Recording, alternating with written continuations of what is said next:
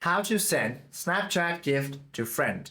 To send Snapchat gifts to your friends, first of all, you have to understand that you cannot send monetary digital gifts to regular or personal friends. Snapchat restricts the gifting feature exclusively to public profiles, Snap stars, and verified creators over the age of 18 who have enrolled in the Crystal Payouts program. So you simply have to launch the Snapchat application first of all, then swipe towards left from the camera screen to access the stories and discoveries feed. From here, you simply have to go ahead and tap on a video posted by public creator or verified Snap star. Once you open it, you simply have to open the gifting drawer by tapping on the gold ribbon or the gift box icon located inside or right next to the chat bar. From there, you can simply select your choice of gift and also type in your custom message and proceed to send it. Hope this video helps you out a lot. If you have any questions or queries, do comment down below.